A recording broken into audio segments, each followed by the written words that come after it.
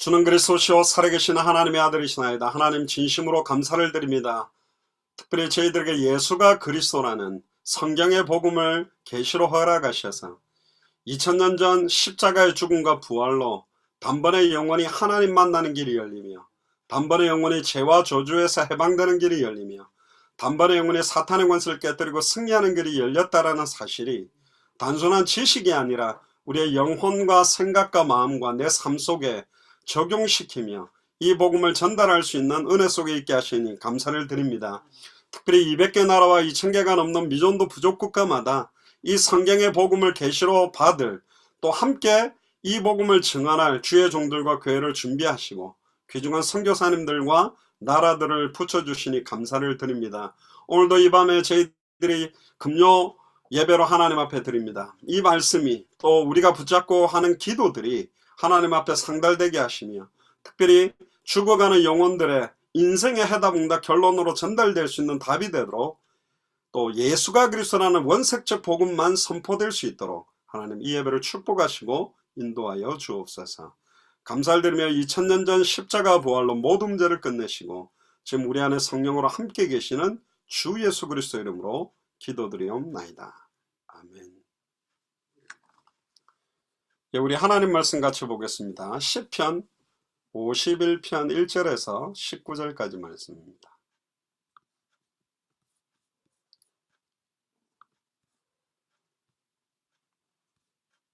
시편 51편 1절에서 19절까지 말씀을 제가 봉독해 드리겠습니다. 하나님이여, 주의 인자를 따라 내게 은혜를 베푸시며 주의 많은 긍휼을 따라 내 죄악을 지워주소서. 나의 죄악을 말갛게 씻으시며 나의 죄를 깨끗이 제하소서. 물은 나는 내 죄가를 나오니 내 죄가 항상 내 앞에 있나이다. 내가 주께만 범죄하여 주의 목전에 악을 행하여 싸우니 주께서 말씀하실 때에 의로우시다 하고 주께서 심판하실 때에 순전하시다 하리이다. 내가 죄악 중에 출생하였으며 어머니가 죄 중에 나를 잉태하였나이다. 보소서, 주께서는 중심이 진실함을 원하시오니 내게 지혜를 은밀히 가르치시리이다. 우술초로 나를 정결하게 하소서. 내가 정하리이다. 나의 죄를 씻어주소서. 내가 눈보다 희리이다. 내가 즐겁고 기쁜 소리를 들려주시사 주께서 꺾으신 뼈들도 즐거워하게 하소서. 주의 얼굴을 내 죄에서 돌이키시고 내 모든 죄악을 지워주소서. 하나님이여, 내 속에 정한 마음을 창조하시고 내 안에 정직한 영을 새롭게 하소서. 나를 주 앞에서 쫓아내지 마시며 주의 성령을 내게서 거두지 마소서. 주의 구원의 즐거움을 내게 회복시켜 주시고 자원하는 심령을 주사 나를 붙드소서. 그리하면 내가 범죄자에게 주의 도를 가르치리니 죄인들이 주께 돌아오리이다. 하나님이여, 나의 구원의 하나님이여, 피 흘린 죄에서 나를 건지소서. 내 혀가 주의 의를 높이 노래하리이다. 주여, 내 입술을 열어주소서. 내 입이 주를 찬송하여 전파하리이다. 주께서는 제사를 기뻐하지 아니하시나니 그렇지 아니하면 내가 드렸을 것이라. 주는 번제를 기뻐하지 아니하시나이다. 하나님께 구하시는 제사는 상한 심령이라. 하나님이여, 상하고 통회하는 마음을 주께서 멸시하지 아니하시리이다. 주의 은택으로 시온의 선을 행하시고 예루살렘 성을 쌓으소서. 그때에 주께서 의로운 제사와 번제와 온전한 번제를 기뻐하시리니 그때에 그들이 수소를 주의 제단에 드리리이다. 아멘. 오늘 제목은 하나님께서 구하시는 제사는 상한 심령이라는 제목으로 하나님의 말씀을 나누겠습니다. 오늘 본문의 시편 51편은 여러분들 잘 아시는 내용입니다. 다윗의 시로서, 특별히 다윗이 우리아의 아내 밧세바와 동침한 후에 선지자 나단이 와서 그의 잘못을 책망하고 났을 때에 하나님 앞에 간구하고 부르짖었던 시의 내용입니다. 그렇기 때문에 어떤 면에서는 다윗의 범죄, 다윗이 죄책감과 죄에 눌렸을 때에 그 문제 앞에서 어떻게 하나님 앞에 두 손 들었는지에 대한 장면들을 오늘 좀 같이 보면서 저와 여러분들이 순간순간 영적으로, 정신적으로, 마음적으로, 삶적으로 또 하나님의 언약과 말씀을 잃어버리고 놓치고 방황하는 현장에서의 참된 해답과 응답과 결론을 내리는 그런 최고의 시간이 되기를 주의 이름으로 축복합니다.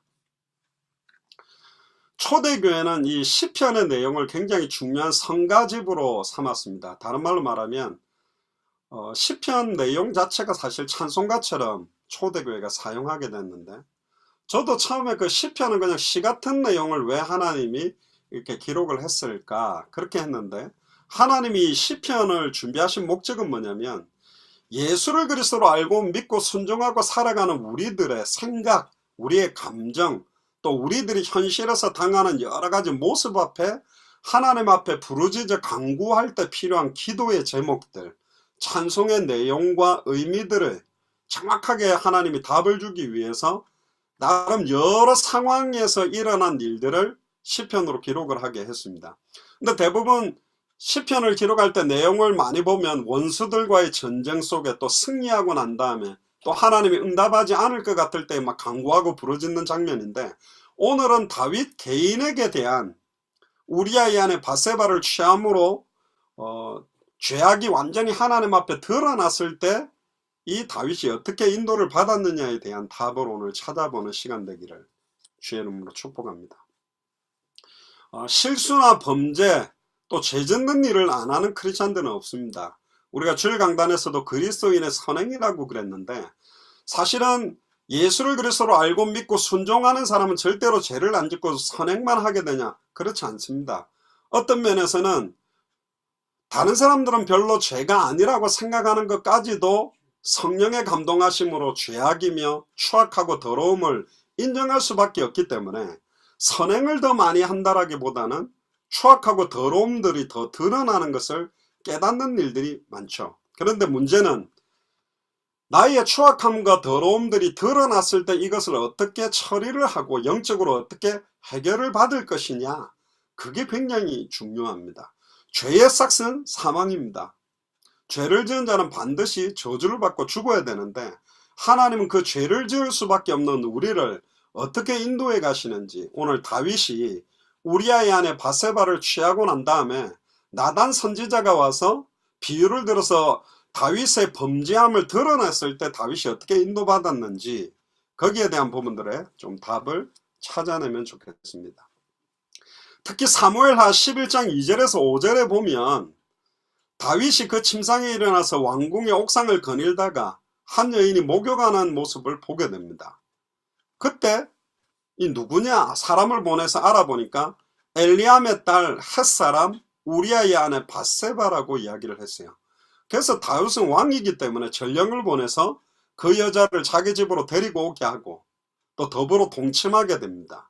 근데 놀랍게도 그 동침 이후에 바세바가 바로 임신을 하게 돼요. 그때 다윗이 깜짝 놀라서 자기가 범죄한 그 죄를 은폐하려고 이제 애를 쓰기 시작합니다.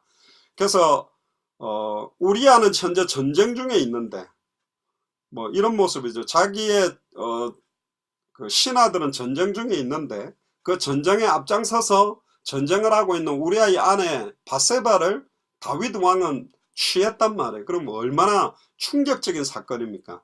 그러니까 곧바로 이 왕이지만 두려움 속에서 이 죄를 은폐하려고 지금 몸부림을 칩니다. 그래서 빨리 전쟁터에 있는 우리아를 집으로 들어오라고 그럽니다. 그래서 너 빨리 집으로 가서 너무너무 고생했으니까 빨리 또 바세바 취하고 바세바 자오고 그 또 아내도 만나고 해라. 근데 이 참 우리아가 너무 충성된 종이에요. 나의 동료들과 군인들은 지금 왕의 나라를 위하여 싸우고 있는데 어떻게 나만 아내가 있는 집으로 돌아갈 수 있겠습니까? 안 가겠습니다. 너무너무 충성되고 너무너무 중심이 좋은 사실은 신하가 우리아죠. 그런데 이러니까 이제 다윗이 골치 아픈 거예요. 임신한 게 드러나게 될 때 이거 어떻게 할까? 그러다가 이제 전쟁터에 나가서 전쟁을 하게 하는데 이 우리아가 또 용감하게 전쟁을 하고 합니다. 그 위험한 전쟁에서도 살아남으니까 또 더 추악하고 더러운 전략을 쓴 게 뭐냐? 그러면 우리아를 전쟁 중에 제일 앞장서서 싸우도록 만들어서 장렬하게 전사하도록, 그러니까 막말로 말하면 우리아를 죽인 거예요. 자기의 그 성적인 욕구를 은폐하기 위해서 이렇게 충성스러운 신하를 전쟁터 맨 앞장 세워서 죽이게 만듭니다.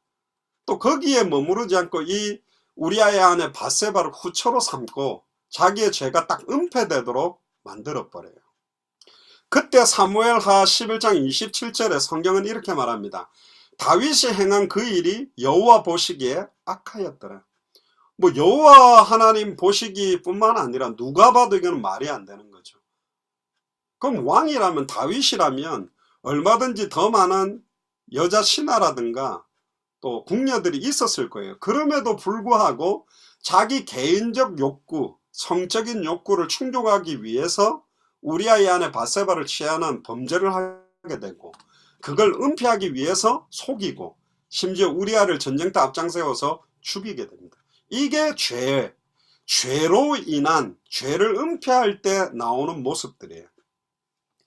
바로 우리아의 아내 밧세바를 취했을 때 인정하고 무릎 꿇고 했으면 사실은 이런 안타까운 일들이 생기지 않았을 것인데, 그걸 은폐하기 위해서, 감추고 숨기기 위해 아담과 하와가 하나님의 언약의 말씀, 선악을 알게 하는 나무 열매를 따먹는 날은 정령 죽으리라는 말씀을 어기고 범죄했을 때 곧바로 숨어서 은폐하게 되고 그걸 아내 탓으로 돌렸던 그런 모습처럼, 안타깝게도 하나님과 마음이 합한 자로 어릴 때부터 성령 충만함을 받고 사무엘에게 기름 부음을 받아서 장차 왕이 될 것이라고 했고, 골리앗을 넘어뜨리고 하나님 앞에서 너무 진실하고 충성되게 인도받았던 이 다윗이 그 성적인 욕구 때문에 철저하게 하나님 앞에 무릎 꿇게 되는 장면이 나오고 있습니다. 그럼 왜 하나님은 다윗에게 하나님의 절대 주권적인 면을 볼 때 이런 일들을 허락하셨을까? 그걸 우리가 깨달아야 됩니다. 자칫 잘못하면 내가 실수하고 죄 짓는 게 하나님이 허락한 거다, 하나님이 계획이 있는 거야, 이건 완전 니골라당 사상 같은 것이에요. 틀렸습니다. 그러면 우리가 막 이런 어떤 범죄를 안 하기 위해서 선행을 하고 몸부림치면 죄를 안 짓게 되냐? 그렇지도 않습니다. 모든 게 하나님의 주권으로 돌리는 건 하나님 탓으로 돌리는 거예요. 모든 걸 또 내 탓으로 돌리는 것은 하나님의 절대적인 주권과 이 죄를 가져다주는 배후에 역사하고 있는 사탄, 마귀, 귀신의 세력을 또 간과해버리는 거하고 똑같아요. 그래서 하나님의 절대 주권과 사탄의 괴계와 나 자신의 선택적인 자유의지를 가지고 있는 이 부분 앞에서 정확하게 하나님 앞에서 두 손 들지 않으면 정확한 답을 찾을 수가 없어요. 하나님의 의를 높이고 나 자신을 낮춘다라고 하는 자기 의를 낮추는 이야기도 계속 하게 되면 나의 의를 낮춘다라는 말이 내 의를 다시 한 번 더 강력하게 높여버리는 거예요. 사실 어떤 사람이 이런 이야기를 했습니다. 성화라는 게 뭐냐? 바늘 끝에 서는 거와 똑같다. 섰다라고 생각되면 곧바로 떨어지는 거예요. 성화 자체는 내가 하나님 앞에 깨끗한 것 같다, 의로운 것 같다, 내가 좀 하나님 앞에 똑바로 다 진실하게 하는 것 같네, 이 정도면 내가 하나님 앞에 좀 잘하는 것 같네 하는 순간 그건 성화가 아니라는 거죠. 그만큼 이 성화라는 것은 굉장하게 민감한 부분이고, 이 땅에서는 완전한 성화가 이루어질 수 없다. 완전한 영화의 단계는 천국이다. 그는 날마다 자기 십자가를 지고 자기를 부인하고 예수 그리스도를 쫓아가는 일 아니고는 불가능하다는 겁니다. 날마다 자기 십자가를 지고 나 자신을 부인하는 것. 나 자신을 부인한다는 것은 나를 자아가고 비하시키는 것에 머무르는 게 아니라 그건 틀린 겁니다. 하나님의 절대적인 주권과 2000년 전 십자가의 죽음과 부활로 이루신 성경의 복음의 능력이 뭔지를 알 때 거기에 합당한 영혼과 생각과 마음과 삶이 온전히 이루어지지 못함에 내가 이 귀중한 이 예수 그리스도의 그 어마어마한 고통을 피로 값주고 사셔서 허락한 이 복음의 값어치에 맞는 삶, 구원에 합당한 삶을 살지 못함에 통해자복하고 나 자신을 완전히 부끄럽게 하나님 앞에 두 손 드는 모습들을 말하는 거예요. 근데 성경의 복음이 빠져버리고 나 자신을 자아가면 결국은 사실은 나 자신의 연약함에만 묶여가지고 사단에게 완전히 이용당하는 모습도 보이는 겁니다. 안타깝게도 오늘 시편 51편에 하나님과 마음이 합한 자라고 인정받았던 다윗이 우리아의 아내 밧세바를 취하고 이걸 속이기 위해서 우리아를 전쟁터 앞장 세워서 죽이고 우리아의 아내 밧세바를 취하고 또 죄를 짓지 않은 모습처럼 뻔뻔하게 있는 그 모습을 보고 하나님은 선지자 나단을 보내서 예를 하나 들면서 이 예를 통하여 이런 사람은 어떻게 해야 되겠냐. 그러니까 다윗이 당장 그런 놈은 죽여야지요. 그랬더니 그게 바로 너다. 하나님의 음성을 전달받은 다윗이 그제서야 완전히 두 손 들게 되는 모습들이 나오는 거죠. 그러면서 나단이 다윗을 책망합니다. 당신이 그 사람이라. 왜 주의 말씀을 업신여겼냐. 이 말은 왜 성경의 복음 2000년 전 십자가의 죽음과 부활로 그 보배로운 예수 그리스도의 보혈을 물과 피를 온전히 흘려서 이런 구원을 이렇게 값어치 없게 만들어 버렸냐. 왜 이렇게 업신여겼냐. 왜 복음의 능력을 땅에 떨어지게 만들어 놓았냐. 이 복음을 소유한 자의 모습이 이거냐. 예수를 그리스도로 알고 예수를 그리스도로 믿고 예수를 그리스도로 순종하고 사는 것이 고작 이것이냐. 이런 반문하고 똑같은 거예요. 그때 다윗이 내가 여호와께 죄를 범하였나이다. 그렇게 인정을 하게 됩니다. 그러면서 사무엘하 12장 7절에 15절에 보면 여호와께서도 당신의 죄를 사하셨으니 당신이 죽지 아니하려니와 이 일로 말미암아 여호와의 원수가 크게 비방할 거리를 얻게 하였으니. 자, 예수를 그리스도로 알고 믿고 순종하는 자의 실수와 범죄가 여호와의 원수인 사탄 마귀 귀신이 크게 비방할 거리를 얻게 만드는 일이라고 말합니다. 그러면서 당신이 낳은 아이가 반드시 죽으리라 그렇게 예언하게 되죠. 자, 우리 여기서 이제 몇 가지를 좀 찾아봐야 되겠습니다. 다윗은 너무너무 충성된 우리아를 죽였어요. 자기가 밧세바를 임신시켜 놓고 우리아를 빨리 전쟁터에서 소환해서 빨리 들어가서 아내랑 동침해라. 그래서 자기가 범죄한 걸 숨기려고 했는데 얼마나 이 우리아가 중심이 좋았냐. 다른 신하들 지금 전쟁 중인데 나 혼자 집에 들어가서 아내랑 같이 동침할 수 없습니다. 그런 충성된 우리아를 다시 전쟁터에 보내서 계속 용감하게 전쟁에서 싸우면서 승리했는데 맨 앞장서서 싸우게 만들어 결국은 전쟁터에서 죽도록 만든 겁니다. 그리고 밧세바를 강제로 범하게 돼서 사실은 임신하게 만들었던, 얼마나 사실은 다윗이 이렇게 변질되어 버렸냐, 이렇게 추악하고 더럽게 됐냐. 첫 번째로는 이유는 간단합니다. 하나님의 절대 주권과 섭리 가운데 이를 허락한 이유는 결국은 다윗 네가 철저하게 하나님 앞에서 죄인이요 죄의 권세를 이길 수 없는 본질적으로 허물과 죄로 죽었던 존재임을 인정하게 만드는 거예요. 사실은 이 다윗이요 얼마든지 자기의 성욕을 풀 수 있는 방법들이 많이 있었을 것입니다.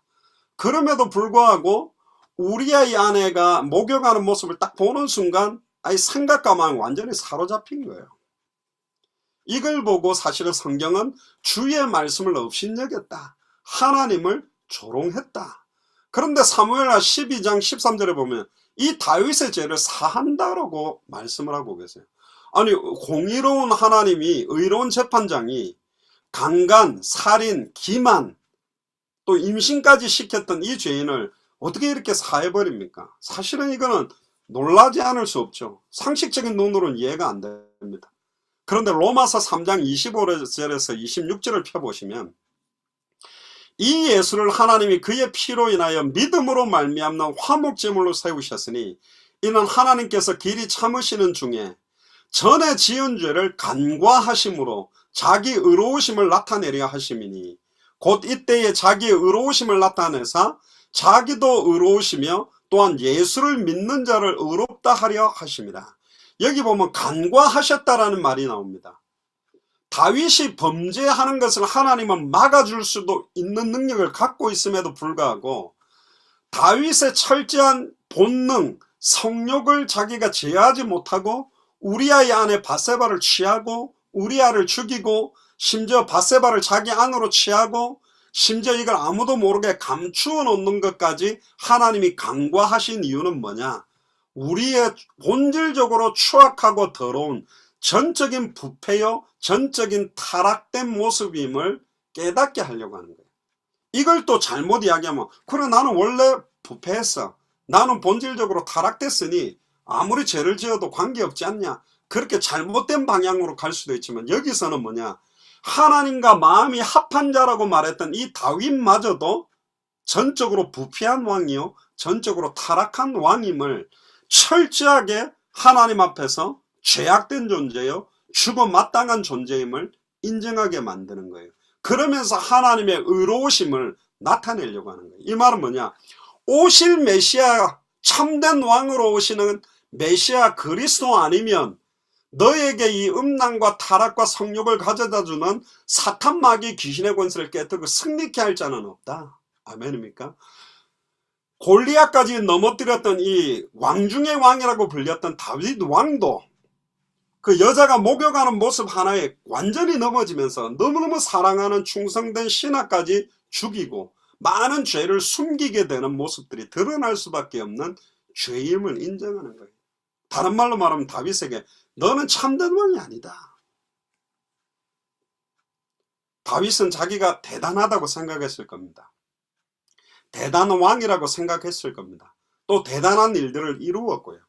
그럼에도 불구하고 우리아의 아내 바세바 사건을 통해서 철저하게 다윗마저 십자가의 공로 아니면 완전히 일평생 사단에게 매여 종노릇하게 될 왕이요, 죄와 저주가 계속 끊임없이 반복될 추악하고 더러운 저주받을 왕이요, 하나님과 완전히 단절돼서 육신화 세속화된 왕임을 깨닫게 만든 겁니다. 결국은 너는 아니야. 참된 왕, 오실 메시아, 그분이 오셔야만 참된 구원을 얻을 수 있는 미천한 왕임을 깨닫게 하기 위해서 하나님이 간과하셨다, 그렇게 표현을 한 겁니다. 하나님은 다윗의 죄를 감추어 놓지 않았어요. 완전히 드러나게 만들었습니다. 나단 선지자를 통해서 완전히 깨닫도록 만들어 놓은 거예요. 예수 그리스도의 공로와 십자가, 이 비밀을 다윗 왕에게 깨닫도록 만들기 위해서 하나님이 허락하신 겁니다. 결국은 다윗도 아니라는 거죠. 다윗이 어떤 마음, 어떤 생각을 품고 있었는지 하나님은 알고 있습니다. 미리 계획했겠냐? 계획한 건 아니었죠. 우연히 그런 일이 펼쳐진 거죠. 그러나 그 우연한 일에도 너무너무 쉽게 넘어져 버릴 수밖에 없는 왕이 다윗이라는 거예요. 한 여자 목욕하는 모습 보고 남편까지 죽이고 임신까지 시켜서 완전히 한 가정을 망하게 만들어 버린 존재도 사실은 다윗입니다. 근데 하나님은 얼마나 놀랍냐, 그 사건을 통해 우리아의 아내 바세바와 다윗을 통해서 출생하게 만들어서 아브람과 다윗의 자손 예수 그리스도의 세계를 이어가는 솔로몬이라는 왕을 하나님은 허락하세요. 이 충격이죠. 말이 안 돼요. 어떤 면에서는 사실은 솔로몬은 우리아의 아내 바세바를 통해서 잉태된 아들이잖아요. 그런데 그 솔로몬을 통해서 메시아의 언약의 계보를 이어가는 겁니다. 충격적인 거죠. 어떻게 하나님이 이렇게 만들어갈까? 말이 안 되잖아요. 예수님의 족보에 나오는 여자들 보면 이방인 여자 룻, 또 시아버지와 잉태해서 자식을 낳았던 다말, 또 결혼 전에 임신했던 액면상으로는 마리아의 예수님의 육신적인 어머니 마리아, 또 기생 라합, 오늘 우리아의 아내 바세바, 정말로 윤리도덕적으로는 이해할 수 없는 계보를 만들어가면서 하나님은 인간의 계보, 아브람과 다윗의 자손의 계보를 이어서 말씀이 육신을 입고 이 땅에 오신, 어떤 면에서는 인간의 모든 추악함과 연약함과 더러움을 담당하실 메시아 언약에 대한 진술을 하나님 보여주시려고 하는 거예요. 할 만한 사람들을 가지고 하나님은 언약을 이루지 아니하고 약한 자, 천한 자, 미련한 자, 많은 사람들에게 버림받은 자, 또 모퉁이 돌과 같은 아예 버려진 돌로 하나님은 성전 건축을 이루어가는 모습들을 보여주시면서 이것 또한 하나님의 은혜요, 하나님의 자비하심을 드러내려고 하는 겁니다. 예수님이 마태복음 6장 11절에 12절에 주기도문을 가르쳐 주시면서 이렇게 기도하라고 합니다. 우리에게 일용할 양식을 주옵시고 우리가 우리에게 죄 지은 자를 사하여 준 것 같이 우리 죄를 사하여 주옵시고, 그냥 우리 죄를 사하여 주옵소서 그렇게 기도를 안 하고 우리가 우리에게, 즉 나에게 죄 지은 자를 용서한 것 같이 내 죄도 용서해 주세요. 많은 사람들은 죄 지었을 때 내 죄만 용서받기를 굉장히 간구합니다. 근데 예수님 한 발자국 더 나가서 우리에게 죄 지은 자를 내가 용서해 주는 것처럼 내 죄를 용서해 주세요. 그러면 내가 내게 죄를 지은 자를 용서하지 못한다면 하나님 내 죄를 용서하지 마세요, 이런 말하고 똑같잖아요. 그리고 일용할 양식, 그러면서 매일 이렇게 기도하라고 그럽니다. 매일 나의 죄를 고백하고 매일 오늘 내가 나에게 죄 지은 자를 용서해 준 것처럼 내 죄를 용서해 주세요. 이미 2000년 전 십자가의 죽음과 부활로 죄와 저주, 과거 현재 미래 모든 죄와 저주는 끝났는데 왜 예수님은 주기도문에서 우리가 우리에게 죄 지은 자를 사하여 준 것 같이 우리 죄를 늘 사해 달라고 기도할까? 자, 법적으로는 과거 현재 미래 모든 죄가 끝났지만 우리는 의롭다 하심을 입었어요. 칭의라고 그러는데 의롭지 않아요. 아직도 우리의 영혼과 생각과 마음과 육신은 사탄의 미혹 속에 흔들리고 우리의 생각과 마음이 음란 타락 속으로 빠져들 수밖에 없어요. 이 땅에서는 완전한 영화의 단계에 이룰 수 없으니, 그래서 성령께서 우리 안에 들어오셔서 우리를 가르치시고 깨닫게 하시고 생각나게 하셔서 이런 모든 죄와 사망의 권세, 사탄의 권세, 육신의 법을 뛰어넘을 수 있도록 사실은 인도해 가시는 거예요. 그래서 예수님은 이야기합니다. 날마다 나의 죄악을 고백하고 기도하고 성령의 인도하심으로써 온전히 그리스도인의 삶, 예수를 그리스도로 알고 믿고 순종하는 자의 삶으로 그리스도를 닮아가는 모습으로 가야 될 이유들을 깨닫게 하신 거죠. 예수님의 십자가는 나의 모든 죄와 저주를 완전히 단번에 영원히 온전히 끝내버리는 거예요. 단번에 영원히 온전히 끝냈다니까 너무 좋잖아요. 한 판에 끝나버렸고 영원히 끝났대. 룰루랄라. 이제는 내 마음대로 막 살아도 되는 거야. 그런 복음이 아니라는 거예요. 그런 복음이 아니라 얼마나 소중하고 얼마나 예수님이 물과 피를 흘리면서 고통 가운데 완성시켜서 우리에게 주신 만세와 만대로부터 감추어왔던 비밀이 성취돼서 이제는 우리 안에 영원한 생명의 실체로 그리스도께서 성령으로 와 계시는지 그 의미를 깨닫게 하기 위해서 하나님은 다윗이 우리아의 아내 밧세바를 취하고 난 다음에 오실 메시아를 바라보면서 죄와 저주에서 해방받을 수 있는 조건을 주셨지만, 우리에게는 그 오실 메시아를 바라보면서 해방받았던 다윗의 모습을 보며 다윗이 보지 못했던, 우리는 오셔서 십자가에서 인류의 모든 죄와 저주를 짊어지고 정령 죽었다가 부활해서 승천했다가 성령으로 우리 속에 들어와 계신 그 예수 그리스도와 동행하는 우리가 어떻게 인도받아야 되겠냐, 그 부분을 보게 만드시는 겁니다. 불신자들이나 우상숭배자들이 죄 짓는 것은 어떤 면에서는 당연할 수밖에 없겠죠. 그런데 예수를 그리스도로 안다고 하면서 믿는다고 하면서 더 순종하기를 원한다 하면서 심지어 200개 나라와 2000개가 넘는 미전도 부족 국가를 살리기를 원한다 하면서 참담한 범죄 가운데 추악하고 더러운 죄와 저주 가운데로 떨어져 버린 사람들 너무 많이 있어요. 어떻게 인도받았느냐? 그게 1절에 나옵니다. 하나님을 전폭적으로 의지할 수밖에 없어요. 하나님이여 주의 인자를 따라 내게 은혜를 베푸시며 주의 많은 긍휼을 따라 내 죄악을 치워주소서. 이런 장면을 시편 51편에 3번이나 말합니다. 자비를 베푸소서. 주님의 한결같은 사랑을 따라 주님의 풍성한 자비를 따라 간절하게 이야기를 합니다. 내 죄악을 치워주시옵소서. 도말해 주세요. 뿌리까지 없애주세요. 치워주세요. 출애굽기 34장 6절에서 7절에 보면 여호와께서 그의 앞으로 지나시며 선포하시되 여호와라 여호와라 자비롭고 은혜롭고 노하기를 더디하고 인자와 진실이 많은 하나님이라. 인자를 천대까지 베풀며 악과 과실과 죄를 용서하리라.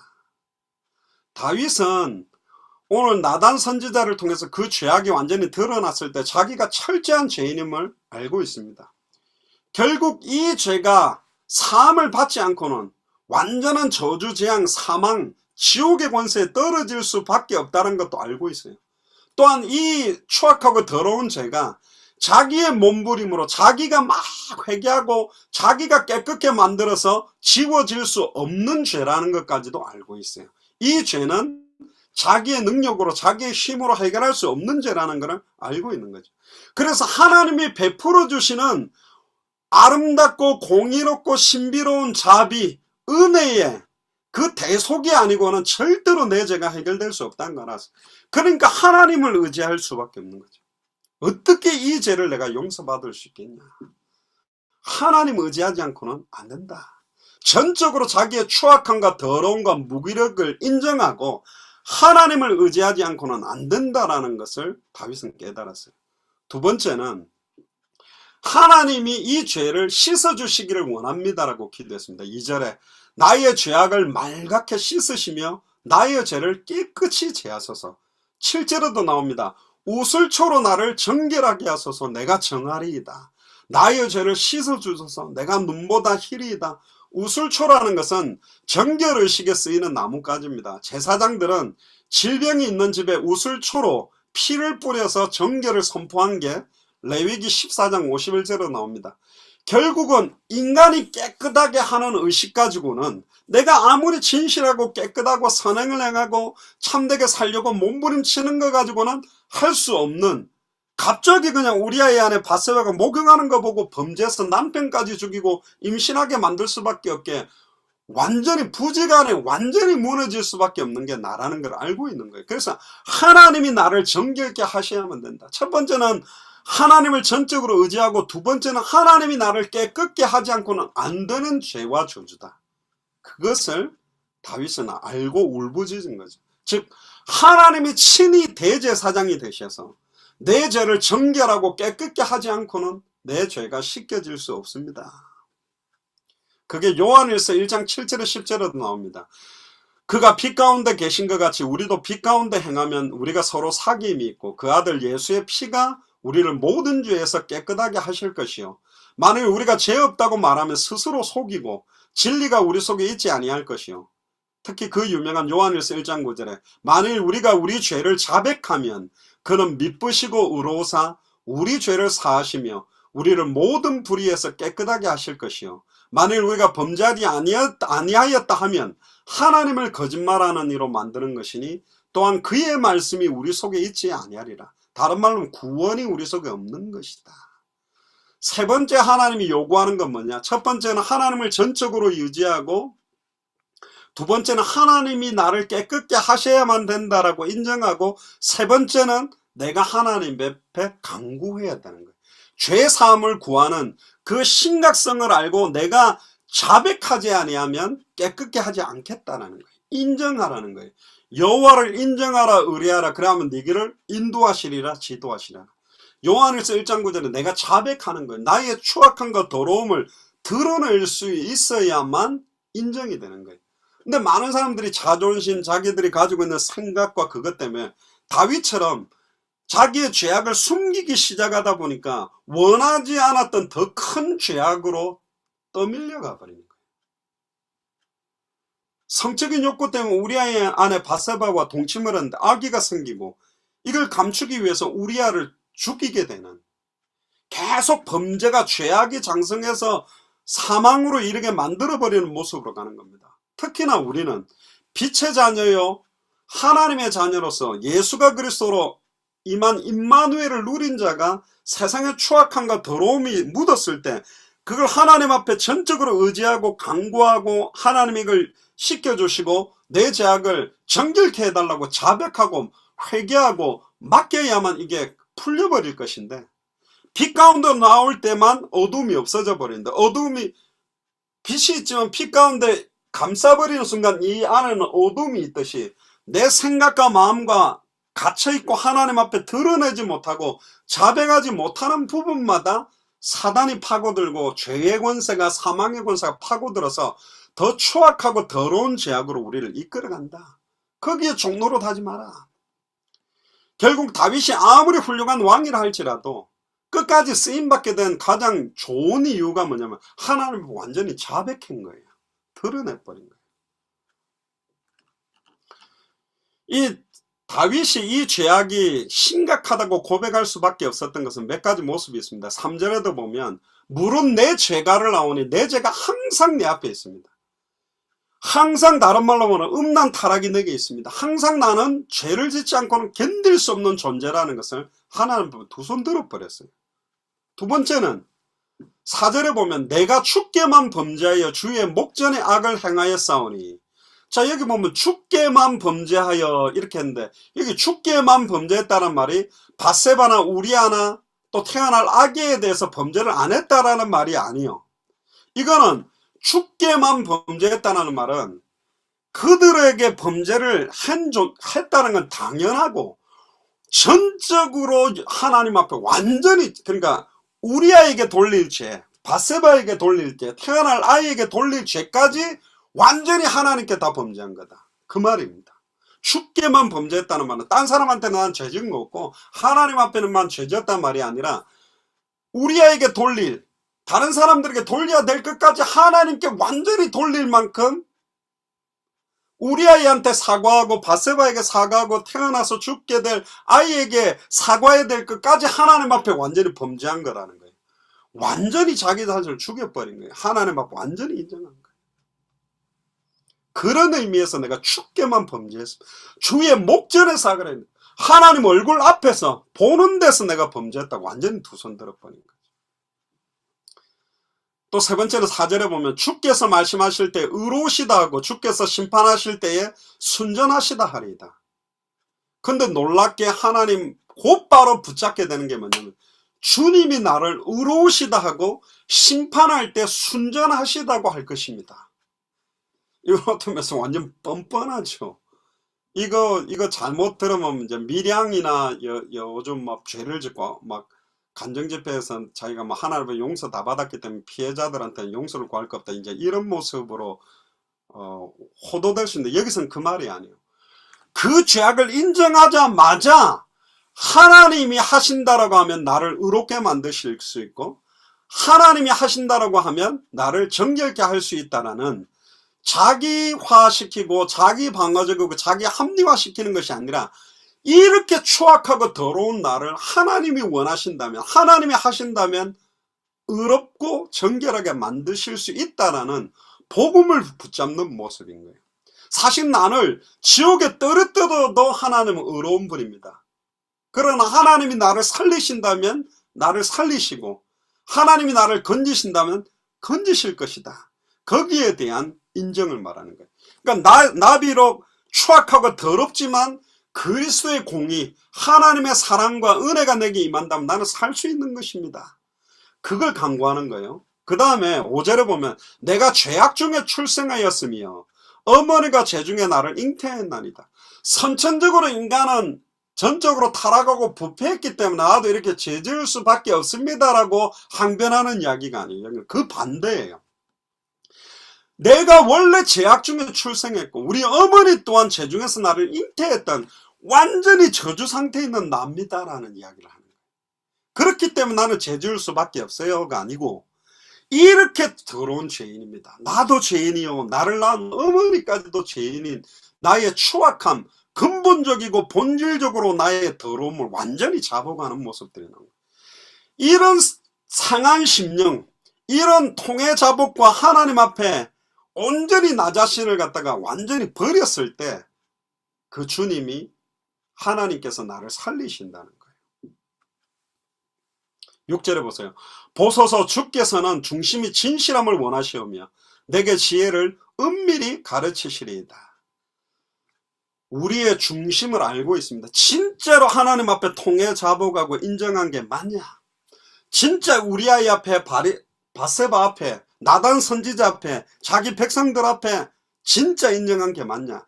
그 진실함을 하나님 보고 있으며 내게 지혜를 은밀히 가르친다. 참 이게 멋있는 표현입니다. 지혜를 은밀히 가르치신다. 자, 잠잠히 우리를 사랑하신다. 은밀한 중에 보시는 이가 갚으시리라. 이 은밀하다는 말은 하나님과 나와의 1대1 속에 가장 내 연약함, 내 추악함, 아내도 모르고 남편도 모르고 자녀도 모르는 나의 고독하고 고통스럽고 감추고 있는 그 내면에 완전한 지혜, 모든 지혜 지식의 보화가 그리스도 안에 있죠.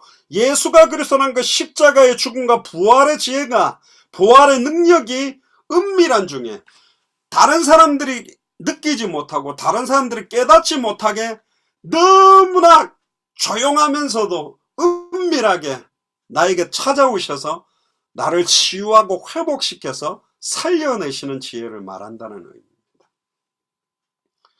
이미 다윗은 굉장히 훌륭한 왕입니다. 어마어마한 지식도 있고 지혜도 있습니다. 그러나 결국은 내가 가지고 있었던 많은 능력들과 자기가 지금까지 이루었던 그런 업적들이 이 죄악 앞에 아무것도 아님을 인정하게 만든 겁니다. 그러면서 결론적으로 마지막 다윗이 새롭게 되기를 원하는 기도를 하게 됩니다. 11절에 보니까 나를 주 앞에서 쫓아내지 마시며 주의 성령을 내게서 거두지 마소서. 결국은 다윗은 알고 있는 거예요. 거룩한 성령이 내게 임하셨는데 구약시대 때는 내주에서 영원히 떠나는 형태가 내주에서 영원히 함께하는 형태가 아니라 임재식으로 임했다가 범죄할 경우에 떠나가게 됐습니다. 1대 왕 사울 왕에게 성령이 임했다가 하나님의 성령이 떠나니까 악신이 들려서 다윗을 죽이려고 했던 것을 다윗이 너무나 알고 있어요.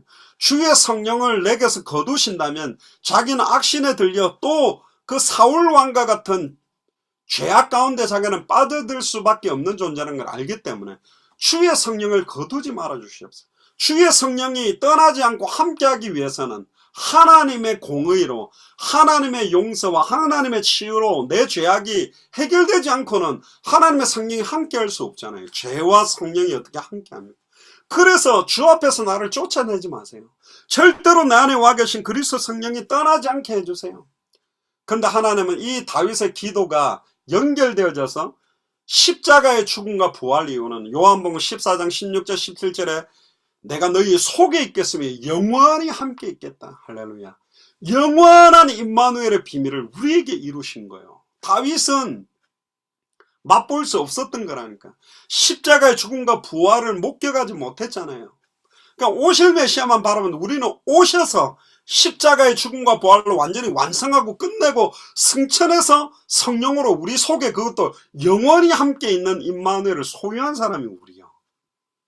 딱 잘라 말하면 단언하건대 다윗이 받았던 은혜보다 더 큰 은혜를 받은 게 우리라는 겁니다. 이 복음을 받았다는 게. 그러면서 10절에 이런 기도를 합니다. 하나님이여 내 속에 정한 마음을 창조하시고 내 안에 정직한 영을 새롭게 하소서. 이런 찬양도 있죠. 항상 추악하고 더러울 수밖에 없는 내 마음에 정한 마음을 창조해 주시고 내 안에 정직한 영을 날마다 새롭게 해주세요. 찬송 가운데 아침마다 새롭고 늘 새로우니 계속 정결하고 새로운 영으로 충만하게 해주십시오. 그렇게 부르짖게 돼요.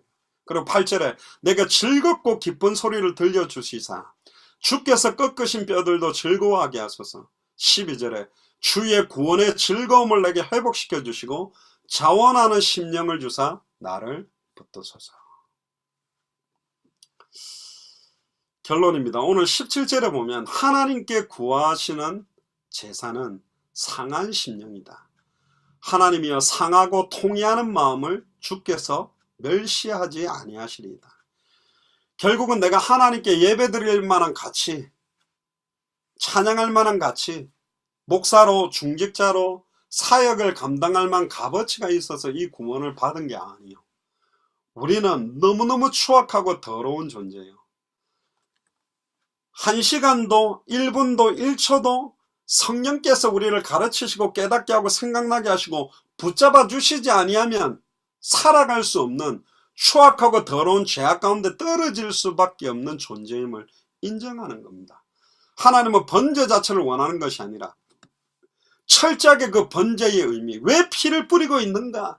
장차 오실 메시아의 자기 피로 말미암아 단번에 영원히 온전히 과거 현재 미래 모든 죄와 저주가 해방될 약속을 바라보며 피 뿌린다라는 의미.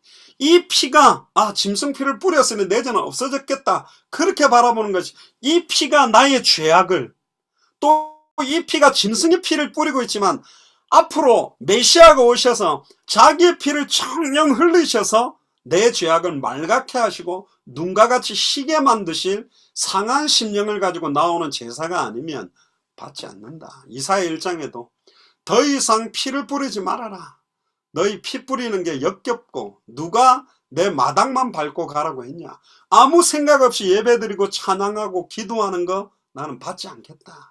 통해 자복하는 상한 심령이 참된 예배의 중요한 의미임을 결론적으로 우리에게 주시는 겁니다. 더 멋있는 장면이 뭐냐, 12절 13절에 보면 주의 구원의 즐거움을 내게 회복시켜 주시고 자원하는 심령을 주사 나를 붙드소서. 그리하면 내가 범죄자에게 주의 도를 가르치리니 죄인들이 주께 돌아오리라. 나처럼 추악하고 더러운 죄 가운데 있는 자에게 주의 도를 가르치겠다. 예수가 그리스도라는 복음을 전하겠다. 십자가의 도를 전하겠다. 십자가의 도가 멸망받을 자들에게 미련하게 보이지만 구원을 얻는 우리에게는 하나님의 능력이 된다라는 그 사실을 내가 가르치고 증거하겠나이다. 수많은 죄인들이 주께로 돌아올 것입니다. 하나님이여, 나의 구원의 하나님이여, 피 흘린 죄에서 나를 건지소서. 내 혀가 주의 의를 높이 노래하리다. 주여 내 입술을 열어주소서. 내 입이 주를 찬송하리이다. 주께서는 제사를 기뻐 아니하시나니 그렇지 아니하면 내가 드렸을 것이라. 주는 번제를 기뻐하시지 아니하신다. 하나님께서 구하시는 제사는 상한 심령이라. 하나님이여, 상하고 통해하는 마음을 주께서 멸시하지 아니하시리이다. 그때에 주께서 의로운 제사와 번제와 온전한 번제를 기뻐하시리니 그때에 그들이 수소를 주의 제단에 드리리이다. 이 의미를 알고 이 찬양을 드릴 때 다윗이 단순한 기쁨의 찬양만이 아니라 자기의 너무너무 하나님과 마음이 합한 자요, 어릴 때부터 기름 부음을 받아 왕이 될 준비를 했고 평생을 하나님 영광을 위해 뛰려고 몸부림쳤던 이 다윗이 너무나 추악하고 더러운 죄로 하나님을 대적한 자였음을 인정하고, 그 인정하는 순간 하나님이 주시는 구원의 감사와 감격과 축복과 은혜가 얼마나 큰지를 노래하는 장면이 시편 51편입니다. 이 다윗이 기뻐했던 장면이 지금 우리에게는 더 큰 은혜와 더 큰 하나님의 감동으로 우리에게 분명히 다가올 겁니다. 사람 앞에서 또 여러 환경 조건 앞에서 범죄하고 자기의 자존심이나 털 때문에 많은 것들을 감추고 또 속이고 그렇게 할 게 아니라 완전히 하나님 앞에 나의 연약함을 인정하고 드러낼 때 하나님이 말로 형언할 수 없는 평안과 기쁨으로 우리를 채우시고, 그는 우리를 통해서 이런 죄악 가운데 있는 수많은 사람들에게 주의 도를 전파하며 그 죄인들이 돌아오며 그 죄인들이 함께 하나님을 찬양하게 되는 그런 능력의 복음이 분명히 드러나게 될 줄로 믿습니다. 이번 한 주간이 또 일평생이 말하지 않고는 견딜 수 없는 주의 도, 십자가의 도, 예수가 그리스도한 이 복음을 무엇보다 더 충만히 누리며, 전에도 성찬 예식할 때 그랬죠. 정말로 싸우고 갈등하고 왔다면 포도주와 떡을 더 많이 먹어야 될 게 우리요. 그 정도로 우리는 연약하고 더럽기 때문에 정말로 한시도 주님이 우리를 인도하지 않고는, 우리를 붙잡지 않고는 살아갈 수 없는 존재가 우리이기 때문에 사도 바울이 일평생 그리스도께 붙잡힌 바 되기를 원합니다 라고 강구한 것처럼 상한 심령으로 하나님 앞에 늘 인도받고 찬양하고 기도한다면 하나님은 정말로 우리가 죄의 권세, 사망의 권세, 세상과 육신적인 모든 죄악의 권세를 뛰어넘는 정도가 아니라 그 가운데 빠져있는 완전 불신자, 우상숭배자, 종교인들을 건져내는 그 생명운동, 말씀운동, 제자운동, 또 이 복음의 능력이 흘러들어가서 200개 나라와 2000개가 넘는 미전도 부족 국가를 살리는 복음이 될 줄로 믿습니다. 기도하겠습니다. 주는 그리스도시요 살아계신 하나님의 아들이시나이다. 하나님 감사를 드립니다. 우리에게 놀라운 복음을 주셔서 감사합니다. 다윗이 우리아의 아내 바세바를 취하고 그 죄악을 감추기 위해서 우리아도 죽이고 결국은 나단 선지자 앞에 통해 잡으겠을 때 하나님이 이 다윗 왕을 살려내시고 회복시키신 것처럼 너무나 추악하고 더러운 저희들을 2000년 전 십자가의 죽음과 부활로 단번에 영원히 온전히 하나님 만나도록 죄와 저주에서 영원히 해방되도록 사단의 권세를 깨뜨리고 완전히 승리하도록 만드신 이 복음을 소유한 저희들이 정말로 이 복음에 합당한 은혜와 합당한 찬양, 합당한 삶, 합당한 생각과 마음과 중심을 허락하셔서 만나는 모든 사람들, 우리가 가게 되는 모든 장소에서 이 복음이 어떤 것인지, 예수를 그리스도로 안다라는 것이 어떤 것인지, 예수를 그리스도로 믿는다는 게 어떤 것인지, 어떻게 순종하는 것이 예수를 그리스도로 알고 믿는 자인지를 드러날 수밖에 없도록 우리들을 주장하여 주옵소서. 현장에 이 죄의 의미 자체를 알지도 못하고 복음이 뭔지 한 번도 듣지 못하고 죽어가는 영혼들이 너무나 많이 있습니다. 하나님, 이 복음이 전달될 수 있도록 우리에게 말하지 않고는 견딜 수 없는 복음으로 인한 진정한 감사와 감격과 축복이 날마다 넘치도록 인도하여 주옵소서.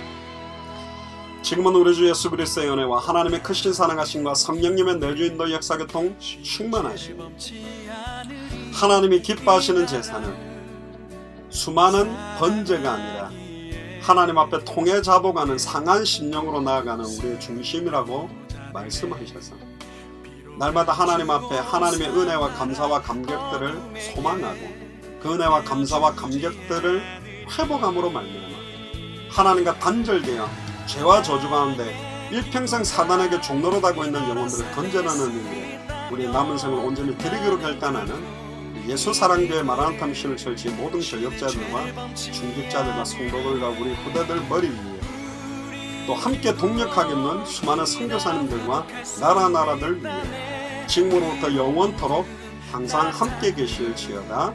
아멘.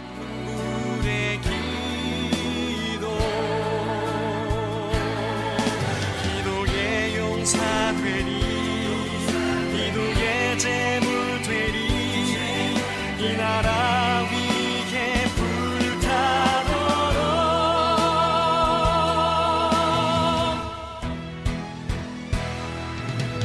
나의 기도가 이 나라 살릴 수 있다면 나는 결국 이 기도를 쉬는 죄를 범치 않으리.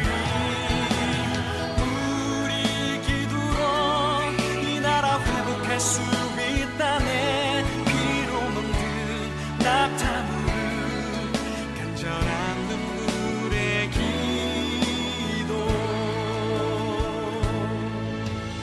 우리 기도로 이 나라 회복할 수 있다네. 피로 먹는 낙타물 간절한